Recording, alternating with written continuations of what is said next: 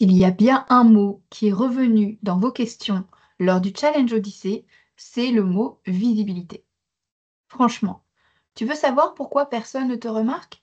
Ce n'est pas parce que tu manques de talent, ce n'est pas parce que ce que tu fais, ton métier n'est pas clair, et ce n'est pas non plus la faute d'un algorithme. Non.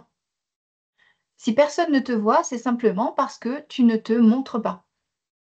Bah oui, ça paraît évident, mais c'est tellement évident en vrai. Et tu le sais, les évidences sont parfois les choses les plus difficiles à mettre en avant. Donc tu fais tout bien. Tu te formes, tu accompagnes des clientes, tu livres de super conseils. Mais pendant ce temps, d'autres, qui sont parfois moins compétentes, mais qui sont plus visibles, remplissent leur agenda. Et je vais te le dire sans détour, le talent ne suffit plus. Bah ouais, ne suffit plus. Il y a trop de concurrence en fait. Et ce qui fait la différence aujourd'hui, c'est qu'il y a la confiance, bien sûr, mais il y aura aussi ta présence et la lumière que tu dégages. Alors, si tu en as marre de rester dans l'ombre pendant que d'autres prennent la lumière, cet épisode est vraiment fait pour toi. Bonjour et bienvenue dans le podcast Happy Personal Shopping.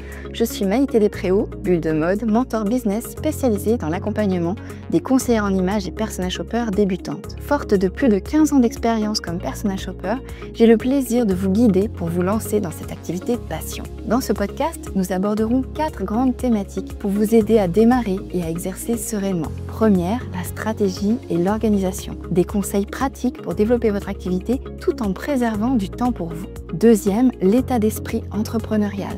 Je vous donnerai les clés indispensables pour bâtir une entreprise solide et durable. Troisième thématique, le savoir-faire métier. Tout ce qu'il faut maîtriser pour asseoir votre expertise et devenir une véritable professionnelle. Et enfin, les inspirations, des idées en matière de business et de style pour nourrir votre créativité, enrichir vos connaissances et mieux accompagner vos clients. Si tout cela vous plaît, alors commençons tout de suite avec l'épisode du jour. Bienvenue dans l'épisode 95 du podcast Happy Personal Shopping. Et quand je dis ça, je me dis waouh, bientôt les 100 et je vous réserve une surprise pour l'épisode 100, mais chut.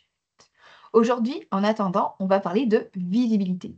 Un mot très fort qu'on voit beaucoup aujourd'hui et qui est presque vidé de sens. Mais tu sais quoi? Aujourd'hui, on va vraiment parler de ce que c'est que la visibilité et comment tu peux travailler la tienne. Et tu le verras, en fin d'épisode, je te réserve une surprise pour t'aider à travailler cette visibilité cet automne. Alors aujourd'hui, on parle de visibilité. Et je t'arrête tout de suite, je ne vais pas te donner des conseils pour Instagram, pour l'algorithme, etc. Non, pas du tout.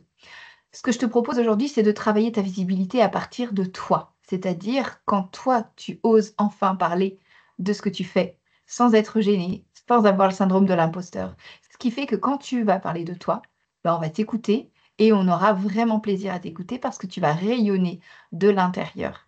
Et ça se voit à l'extérieur, pour parodier une pub de yaourt que tu as peut-être déjà vue. Donc aujourd'hui, on parle d'une visibilité qui va te rendre inoubliable, mémorable, celle qui va te permettre d'être repéré, invité, recommandé, cité. Car oui, c'est celle qui va t'ouvrir la porte des collaborations, des clientes et pourquoi pas des plateaux télé. Ce qui est fou, et là pour le coup, je voudrais vraiment te parler de ce paradoxe qui fait que tu es conseillère en image, tu aides les autres à se révéler, mais que pour toi, c'est compliqué. Quand je dis ça, ça veut dire que tu as tendance à te cacher derrière ta technicité. La morphologie, la colorimétrie, toutes les techniques que tu maîtrises, les conseils en style que tu peux donner. Super! Mais toi, tu ne te montres pas. Soit parce que tu ne veux pas qu'on voit ton visage, et je suis tout à fait OK avec ça, soit parce que tu ne te montres pas, parce que tu ne parles pas de toi. Et donc, tu te caches derrière la technique pour éviter de parler de toi. Tu maîtrises tout, la morphologie, la colorimétrie, les astuces de styliste, mais tu restes caché. Tu ne parles pas de toi. Et je parle même pas du fait que tu ne te montres pas en vidéo. Parce que peut-être que si tu ne le fais pas, c'est parce que tu n'arrives pas à le faire. Parce que tu es mal à l'aise devant la caméra. Et ce malaise, tu le retrouves aussi quand il s'agit de prendre la parole en public. Tu te sens bloqué. Et c'est frustrant. C'est frustrant parce que ces excuses qui tournent dans ta tête, je me sens mal à l'aise, je me trouve moche en vidéo, j'aime pas ma voix, je me sens pas prête. Tout ça, ce sont de fausses excuses. Mais pendant que tu hésites, il y en a d'autres qui, elles, osent. Et ce ne sont pas forcément les meilleurs. Des conseillères en images qui ont compris une seule chose, c'est que se montrer, c'est vraiment servir ta cliente. Parce que sans visibilité, ton expertise, elle ne change pas la vie des personnes. Elle ne vaut pas un copec. Tant que tu n'as pas de cliente, tu n'es pas une vraie conseillère en images. Et je suis désolée si ça te blesse, mais c'est la vérité. Alors revenons ensemble sur les freins qui t'empêchent de rayonner. de te rendre vraiment visible, parce que ces fausses excuses que tu te donnes, elles s'appuient sur ces freins. Peut-être que tu ne te sens pas légitime. Et ça, j'ai envie de te dire, c'est naturel quand on débute. Pour le coup, tu crois peut-être qu'il faut être parfaite pour être légitime. Tu crois peut-être que faire une vidéo, c'est tellement facile pour la plupart des gens, sauf pour toi. Et comme tu penses que tu n'es pas parfaite, eh bien tu repousses. Tu procrastines, tu doutes, tu te caches. Mais si toi, avec ton expérience, ton expertise, tu ne prends pas la parole, qui va prendre ta place? Et oui, si tu ne prends pas la parole, toi, dis-toi que quelqu'un d'autre va le faire à ta place. Et donc, rassurer la cliente qui a besoin d'être rassurée à ta place. Et donc, signer la cliente à ta place aussi. Le deuxième frein qu'on retrouve le plus souvent dans ces questions-là, c'est la peur du jugement. Le fait de se dire, je vais me filmer, je vais raconter des choses et puis on va me dire: «Mais pour qui elle se prend celle-là? C'est qui celle-là? Mais d'où elle sort? Qu'est-ce qu'elle a à dire, hein? Ah mais tu as vu comme elle est habillée?» et cetera. C'est vrai, tu as raison. Publier sur les réseaux sociaux, c'est s'exposer au regard des autres et donc à la critique des autres. Mais la vérité, c'est que la plupart des gens qui vont regarder tes vidéos ou tes photos, ce sont les personnes qui vont au contraire t'admirer pour avoir osé faire ça. Je vais prendre un exemple. Il y a une vidéo sur, Instagram que j'ai publiée pour parler d'intelligence artificielle, dans laquelle je suis en peignoir. Mon peignoir super confortable dans lequel je me love le week-end quand je travaille pas. Et le nombre de personnes qui m'ont dit: «Mais tu es conseillère en images et tu oses te filmer en peignoir?»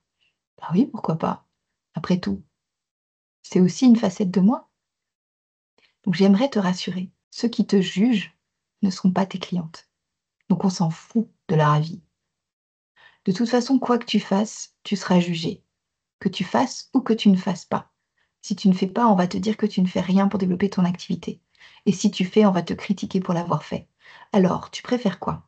Tu préfères le faire et toucher la cliente qui va entendre ce que tu as à lui dire, qui a besoin que tu la rassures et que tu lui montres que tu es là pour elle? Ou est-ce que tu préfères écouter les critiques, ne rien faire du tout et rester là où tu en es aujourd'hui? Troisième frein qui est souvent cité par rapport à cette question de la visibilité et notamment prendre la parole sur les réseaux sociaux, par exemple, c'est le perfectionnisme, le syndrome de la bonne élève. Un syndrome qui est totalement paralysant, justement, parce que tu vas attendre le bon décor, la bonne lumière, la bonne version de toi-même. Et tu vas repousser le tournage de cette vidéo au moment où tu seras bien habillé, bien maquillé, bien ci, bien ça. Et cette vidéo, en fait, eh bien, tout le temps que tu auras repoussé pour la faire, elle n'aura pas touché les personnes qu'elle aurait pu toucher. La perfection, c'est une excuse élégante pour ne rien faire. Et c'est trop dommage. Tu passes à côté de beaucoup de succès en t'empêchant de passer à l'action comme ça. Parce qu'en réalité, la visibilité, c'est pas une question de performance, c'est même pas une question de courage en fait. J'ai envie de te dire, c'est une question de devoir. Si tu as une mission, si tu sens que tu peux vraiment aider quelqu'un, tu as le devoir d'aller à sa rencontre et de lui dire que tu existes. Et donc, ça ne relève plus de la responsabilité de quiconque. C'est ta responsabilité à toi, en fait, de prendre le taureau par les cornes et d'oser. D'oser dire ce que tu penses, sans te retenir. J'ai fait ça pendant trop longtemps. Et j'avais aucune réaction sur les réseaux sociaux. Parce que justement, j'avais peur de donner mon avis, de dire que la colorimétrie, ben, j'avais du mal.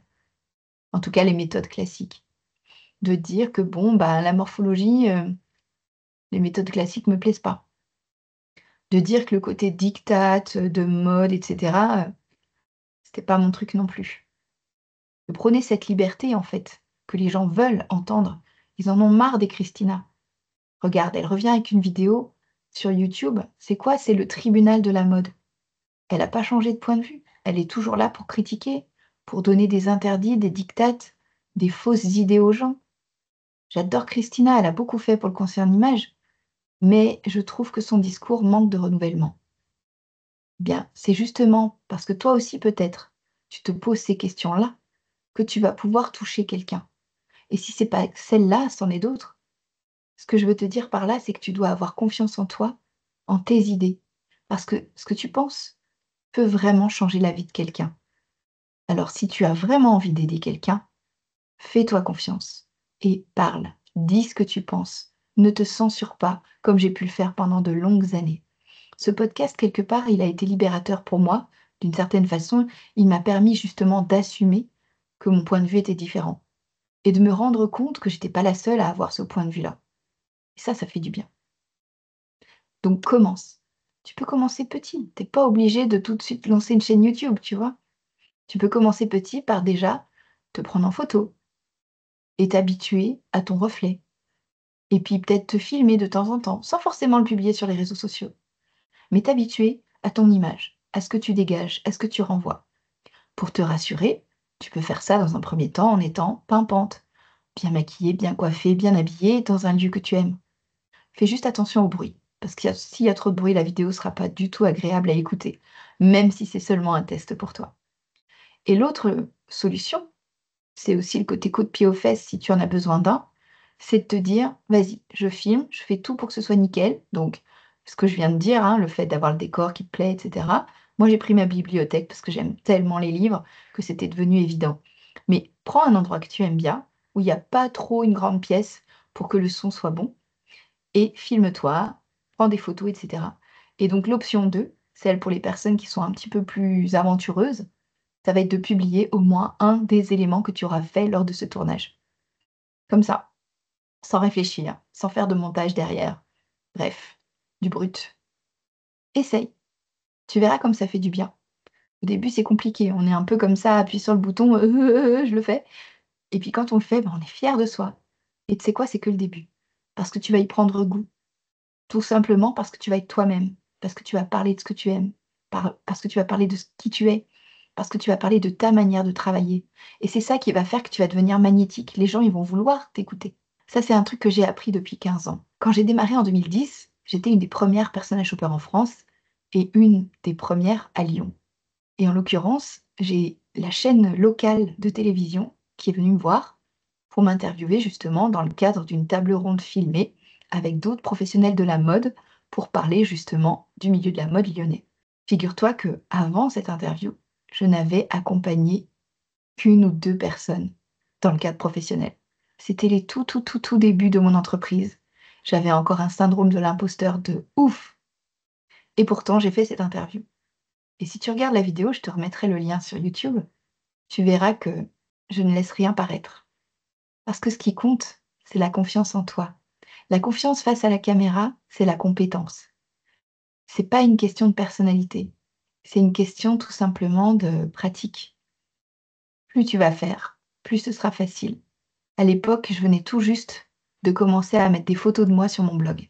Ça aussi, c'était un moment un peu charnière parce que la première année, je ne publiais rien en rapport avec mon image. Et à un moment donné, je me suis dit, en regardant un blog que j'aimais beaucoup: «Mais j'aimerais en savoir plus sur la personne qui écrit». Et j'étais frustrée de ne pas pouvoir avoir plus d'informations.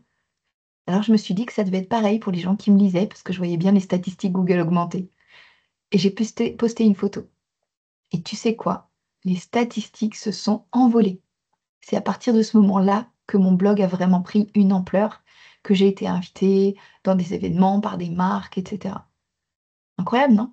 À partir du moment où je me suis prise en photo. Donc tu sais quoi? La confiance en soi, que ce soit pour une interview télé ou une vidéo que tu fais seule dans ton salon, c'est la pratique. C'est le fait que toi aussi tu peux y arriver, simplement tu as besoin de pratiquer. Donc fais-toi confiance, vas-y mollo au début, mais vas-y. Comme je le dis souvent, les escargots sont très rapides. Quand tu as commencé à les regarder, ils avancent très lentement, mais dès que tu les regardes plus, ouf, quand tu reviens les regarder, ils ont déjà fait 50 centimètres. Donc autant te dire que toi aussi tu peux être cet escargot qui va vraiment foncer. Comme Turbo, je crois que c'est Turbo le film, avec l'escargot qui fait des courses.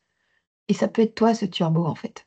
Tout ce qu'il te manque, c'est ce premier pas. Voilà, c'est tout pour aujourd'hui. J'espère que cet épisode vous a plu. Je vous recommande fortement de cliquer pour réserver votre place dès maintenant si vous voulez assister au séminaire Galaxy 15 en présence d'Ilanit Berebi. Et en attendant de vous retrouver à Paris pour cet événement, je vous souhaite une merveilleuse semaine. Je vous dis à la semaine prochaine.